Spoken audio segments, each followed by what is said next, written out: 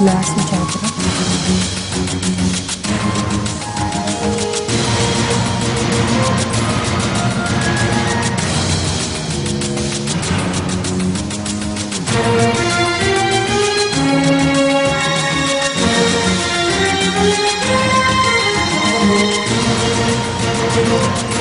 ఏపీకి కేంద్రం ప్యాకేజీపై సస్పెన్స్ కొనసాగుతోంది. ప్యాకేజీ ప్రతిపాదన కేంద్ర కేబినెట్ కు చేరింది. అక్కడి నుంచి అనుమతి రాగానే ఆర్థిక మంత్రి జైట్లీ ప్రకటన చేస్తారని తెలుస్తోంది.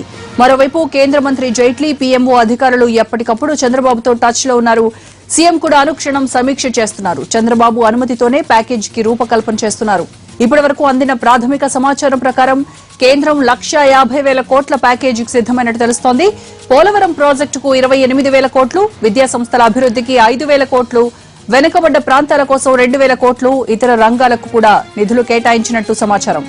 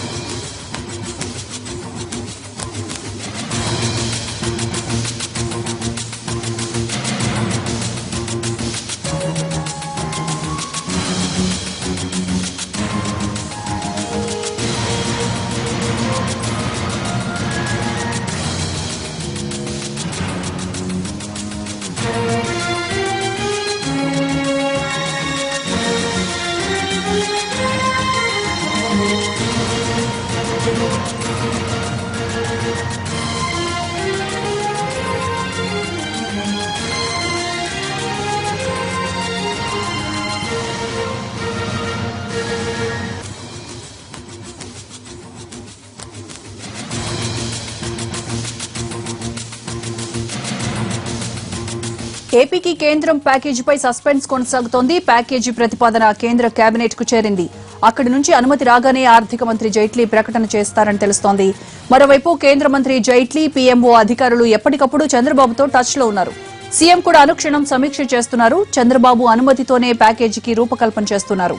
ఇప్పటి వరకు అందిన ప్రాథమిక సమాచారం ప్రకారం కేంద్రం 1,50,000 కోట్ల ప్యాకేజీకి సిద్దమైనట్టు తెలుస్తోంది. పోలవరం ప్రాజెక్టుకు 28,000 కోట్లు, విద్యా సంస్థల అభివృద్ధికి 5,000 కోట్లు, వెనుకబడ్డ ప్రాంతాల కోసం 2,000 కోట్లు, ఇతర రంగాలకు కూడా నిధులు కేటాయించినట్టు సమాచారం.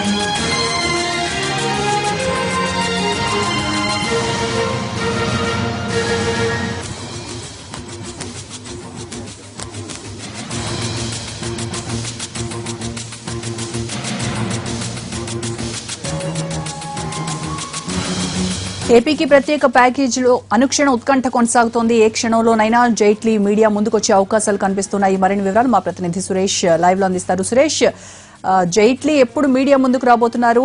ఏపీకి కేంద్రం నుంచి వచ్చేటువంటి ప్రత్యేక ప్యాకేజీకి సంబంధించి డీటెయిల్స్ ఎప్పుడు ఇవ్వబోతున్నారు? మొత్తంగా ప్రస్తుతం ఫినాన్స్ మినిస్ట్రీలో స్టేటస్ చూసుకుంటే అరుణ్ జైట్లీ, సుజనా చౌదరికి, మరోవైపు వెంకయ్య నాయుడుకు ఇద్దరికి కూడా డ్రాఫ్ట్ ను అందజేశారు. ప్రస్తుతం సుజనా చౌదరి అండ్ టీడీపీ ఎంపీలు ఆ డ్రాఫ్ట్ ను చంద్రబాబు నాయుడుకు ఫ్యాక్స్ చేస్తున్నారు. దానిపైన డ్రాఫ్ట్ ను పూర్తి స్థాయిలో చంద్రబాబు నాయుడు ముఖ్యమంత్రి ఆ డ్రాఫ్ట్ ను పరిశీలించిన తర్వాత అందులో ఏమైనా సవరణలుంటే దాన్ని ఆమోదించుకొని కేంద్ర ప్రభుత్వం అధికారికమైనటువంటి ప్రకటనను మరికొద్ది నిమిషాల్లో చేసే దిశగా ముందుకెళ్తున్నట్టుగా ఉన్నతాధికారులు కేంద్ర ఆర్థిక శాఖ నుంచి మనకు ఇస్తున్నటువంటి సమాచారం. ఖచ్చితంగా ప్రెస్ కాన్ఫరెన్స్ ఉంటుంది. ఏపీకి కేంద్ర ప్రభుత్వం ప్రత్యేకమైనటువంటి స్పెషల్ ప్యాకేజీను అందిస్తుంది. దానికి సంబంధించి అధికారిక ప్రకటన ఉంటుందని చెప్పి మనకు తెలిసినటువంటి సమాచారం. మొత్తంగా గతంలో 2.5 ఏళ్ల నుంచి రాష్ట్రానికి నిధులు రాకపోవడంతో స్పెషల్ స్టేటస్ పైనే పోరాటం చేసినటువంటి టీడీపీకి ఊరటనిచ్చేటువంటి అంశం. మినిట్ టు మినిట్ ఎప్పటికప్పుడు ఫినాన్స్ మినిస్ట్రీలో జరుగుతున్నటువంటి అప్డేట్స్ తీసుకున్నటువంటి చంద్రబాబు నాయుడు, సుజనా చౌదరి అండ్ టీడీపీ ఎంపీలను ఇక్కడే ఉంచి మొత్తంగా స్పెషల్ ప్యాకేజ్ను ఏపీ రాష్ట్రానికి రాబోయేటువంటి 2.5 ఏళ్లలో సాధించుకొని అభివృద్ధి దిశగా ఏపీని తీసుకెళ్లేందుకు ప్రయత్నాల్లో భాగంగా ఈరోజు స్పెషల్ స్టేటస్ ను పక్కకు పెట్టి స్పెషల్ ప్యాకేజ్ కు టీడీపీ ఆమోద ముద్ర వేసినట్టుగా మనకు తెలిసినటువంటి సమాచారం. మొత్తంగా ప్రతి నిమిషం అరుణ్ జైట్లీ నుంచి కూడా సమాచారాన్ని తెలుసుకునేందుకు ఇక్కడ టీడీపీ ఎంపీలు సుజనా చౌదరి ఉన్నప్పటికీ కూడా జైట్లీతో చంద్రబాబు కూడా మాట్లాడుతున్నారు. ఇటు చంద్రబాబుకు జైట్లీ కూడా ఎప్పటికప్పుడు సమాచారం తెలుసుకునేందుకు ఫోన్ సంభాషణ ద్వారా సమీక్షిస్తూ ఎప్పటికప్పుడు సమాచారాన్ని తీసుకొని మొత్తంగా టీడీపీ ఇచ్చినటువంటి డిమాండ్లను ఫుల్ఫిల్ చేసే దిశగా కేంద్ర ప్రభుత్వం మిత్రపక్షాన్ని రాబోతున్నటువంటి 2019 ఎన్నికలను కూడా దృష్టిలో ఉంచుకొని ఈరోజు కేంద్ర ప్రభుత్వం టీడీపీకి అనుకూలమైనటువంటి నిర్ణయం తీసుకుంది. ఏపీకి ఇచ్చినటువంటి హామీలను అమలు చేస్తాం, టీడీపీ ఇచ్చినటువంటి విజ్ఞప్తులను కూడా ఖచ్చితంగా స్పెషల్ ప్యాకేజీలో ఉంచుతామనేటువంటి వారి డిమాండ్ను టీడీపీ డిమాండ్ను ఆ ప్రకటనలో ఉంచే దిశగా ముందుకు వెళ్తున్నటువంటి పరిస్థితి. ప్రస్తుతం అయితే అరుణ్ జైట్లీ కూడా డ్రాఫ్ట్ ను పరిశీలిస్తున్నారు. చంద్రబాబు నాయుడుకు ఇప్పటికే ఫ్యాక్స్ పూర్తి స్థాయిలో చేరుకున్నట్టుగా తెలుస్తుంది. ఏపీ ముఖ్యమంత్రి ఆమోద ముద్ర తర్వాత మరొకసారి అరుణ్ జైట్లీతో చంద్రబాబు నాయుడు మాట్లాడి అధికారిక ప్రకటనను మరి కాసేపట్లో కేంద్ర ఆర్థిక శాఖ మంత్రి అరుణ్ జైట్లీ చేసేటువంటి అవకాశాలే ఎక్కువగా కనపడుతున్నాయి. ప్రస్తుతం పీఏబీకి సంబంధించినటువంటి అధికారులు, ఇటు నేషనల్ మీడియా, అలాగే ఏపీకి సంబంధించినటువంటి తెలుగు మీడియా కూడా ప్రస్తుతం అందరూ కూడా సాయంత్రం 3 గంటల నుంచి కేంద్ర ఆర్థిక శాఖ కార్యాలయంలోనే ఉన్నారు. మొత్తంగా అరుణ్ జైట్లీ కూడా ఇవాళ స్పెషల్ ప్యాకేజ్ ఏపీకి ఇచ్చే విషయంలో దాదాపుగా ఆఫీస్లోనే 9 గంటలు గడిపినట్టుగా మనకు తెలిసినటువంటి సమాచారం. ప్రస్తుతం సమయం 8:30 నుంచి 9 అవుతున్నప్పటికీ కూడా సమయం ఇంకా అరుణ్ జైట్లీ ఇప్పటికిప్పుడు ప్రకటన విషయంలో ఖచ్చితంగా చేయాలన్నటువంటి పట్టుదలతో ఉన్నట్టుగా తెలుస్తుంది. ప్రస్తుతం 9:10 సమయం అవుతున్నప్పటికీ కూడా అరుణ్ జైట్లీ ప్రకటనను చేసేయాలి, ఏపీకి ఇచ్చినటువంటి హామీలను ఖచ్చితంగా అమలు చేయాలి, దానికి సంబంధించి టీడీపీ ఇచ్చినటువంటి విజ్ఞప్తులను, వారు ఇచ్చినటువంటి డిమాండ్స్ ను కూడా ఫుల్ఫిల్ చేయాలన్నటువంటి అంశాన్ని అరుణ్ జైట్లీ పూర్తి స్థాయిలో ఆమోదించినట్టుగా తెలుస్తుంది. ప్రధానమంత్రి నరేంద్ర మోడీ ఆదేశాల మేరకు స్పెషల్ ప్యాకేజ్ ఏపీకి ఇచ్చే దిశగా అరుణ్ జైట్లీ కసరత్తును గత 2 నెలల నుంచి కూడా పూర్తి చేసినట్టుగా తెలుస్తున్న సమాచారం. మనకు తెలుస్తున్న ప్రస్తుత స్టేటస్ రిపోర్ట్ ప్రకారం ఫ్యాక్స్ వెళ్ళిపోయినట్టుగా తెలుస్తుంది. దాంతో చంద్రబాబు నాయుడు మరి కాసేపట్లో గ్రీన్ సిగ్నల్ ఆమోద ముద్ర వేయగానే అరుణ్ జైట్లీ అధికారికమైనటువంటి ప్రకటనను కేంద్ర ఆర్థిక శాఖ కార్యాలయంలో చేయబోతున్నట్టుగా తెలుస్తుంది. సురేష్, అయితే టీడీపీ డిమాండ్ చేస్తున్నటువంటి అన్ని అంశాలు కూడా ఈ ప్యాకేజ్ లో ఎంతవరకు ఉండేటువంటి అవకాశం ఉందంటారు? మనకు తెలిసినట్టుగా ప్రాథమిక సమాచారం ప్రకారం 1,50,000 కోట్లతో సిద్ధం చేసిన ప్యాకేజ్ అండ్ ఏవైతే అనౌన్స్ చేశారో వీటితో టీడీపీ నేతలు కానీ ఏపీ ప్రజలు కానీ ఓకే చెప్పేటువంటి అవకాశం ఎంతవరకు ఉందంటారు?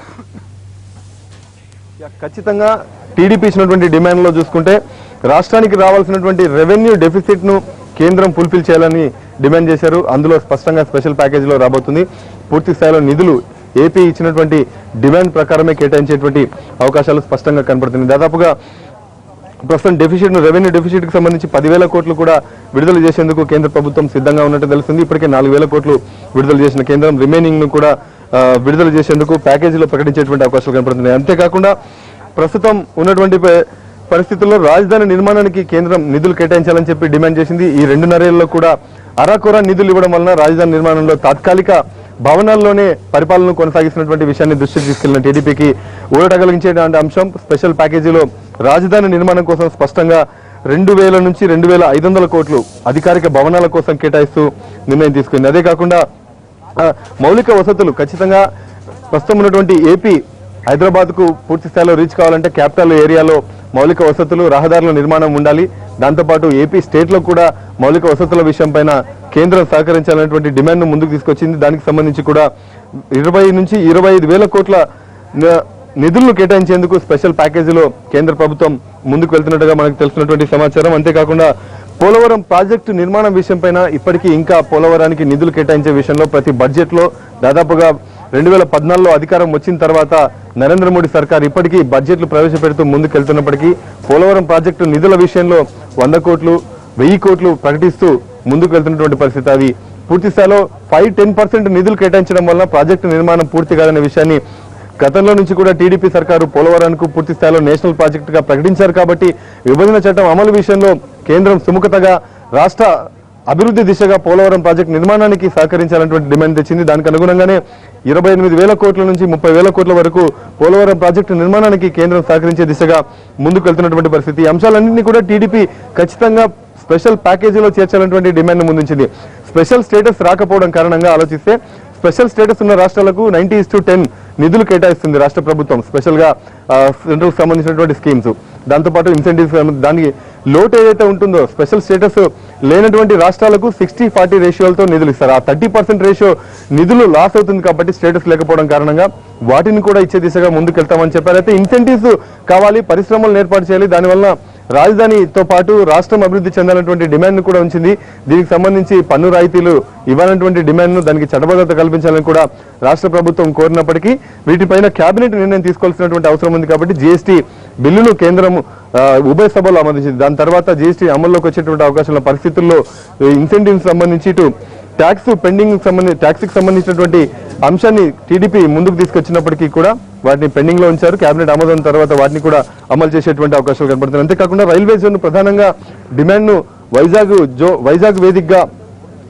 సెంట్రల్ గా రైల్వే జోన్ ను ఏర్పాటు చేయాలన్నటువంటి డిమాండ్ ను కూడా టీడీపీ గతం నుంచి తీసుకొచ్చింది. విజయవాడ జోన్ ను ఏర్పాటు చేస్తే రైల్వే జోన్ బాగుంటుంది, అక్కడ వైబిలిటీ ఉంటుంది అనేటువంటి డిమాండ్ ను కేంద్రం తీసుకొచ్చినప్పటికీ ప్రస్తుతం ఈ అంశాన్ని కేంద్ర ప్రభుత్వం పెండింగ్ లో ఉంచింది. అయినప్పటికీ కూడా వైజాగ్ వేదికగానే జోన్ ను తీసుకొచ్చేందుకు కేంద్రం సుముఖతను వ్యక్తపరిచినట్టుగా తెలుస్తుంది. అంతేకాకుండా ప్రస్తుతం చూసుకుంటే మొత్తంగా యూనివర్సిటీల నిర్మాణం విషయం పైన కూడా విశ్వవిద్యాలయాలు ఇప్పటి వరకు విద్యాలయాలు దాదాపుగా 25 వరకు కూడా కేంద్రం తాత్కాలిక భవనాల్లో ప్రారంభించినప్పటికీ వాటికి సంబంధించినటువంటి భవనాలు, దానికి సంబంధించినటువంటి అడ్మినిస్ట్రేషన్ నిధుల విషయంలో ఆలస్యం అవుతుంది. కాబట్టి వాటికి కూడా కేటాయింపులు టీడీపీ డిమాండ్ చేయడం జరిగింది. ఒకవైపు అనంతపురంలో సెంట్రల్ యూనివర్సిటీ, మరోవైపు ఈస్ట్ కోస్ట్ లో ట్రైబల్ యూనివర్సిటీని ఏర్పాటు చేయాలని చెప్పి డిమాండ్ చేసింది. దానికి సంబంధించి కూడా నిధులు కేటాయించేందుకు కేంద్ర ప్రభుత్వం సుముఖత చూసినట్టుగా తెలుస్తుంది.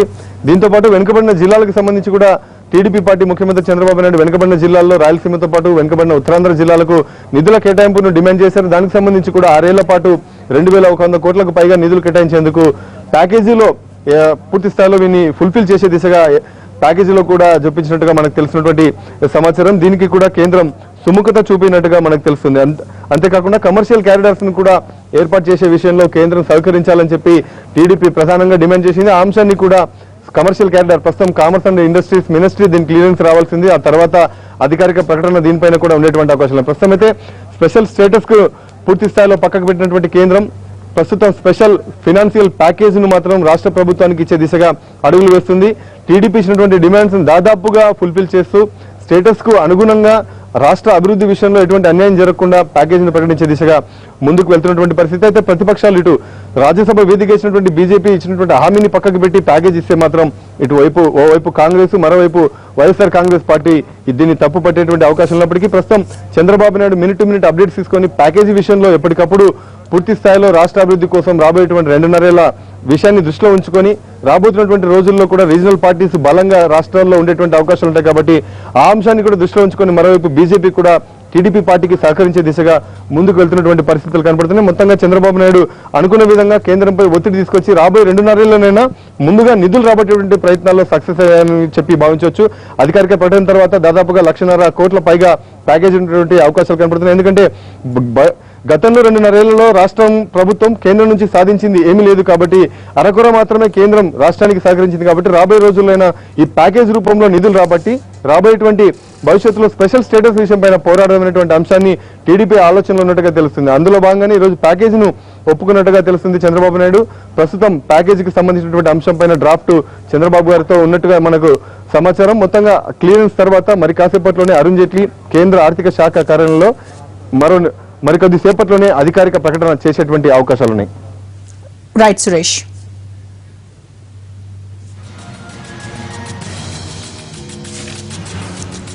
మరోవైపు ఆర్థిక ప్యాకేజ్ మీద కేంద్ర రాష్ట్ర ప్రభుత్వాలు ఏకాభిప్రాయానికి వచ్చినట్టు తెలుస్తోంది. దీనికి సంబంధించి మరిన్ని వివరాలు మా ప్రతినిధి ప్రసాద్ అడుగుదాం. ప్రసాద్, ప్యాకేజ్ పై కేంద్ర రాష్ట్ర ప్రభుత్వాలు ఏకాభిప్రాయానికి వచ్చినట్టేనా? దాదాపుగా ఒక అంగీకారానికి వచ్చినట్టుగా తెలుస్తుంది.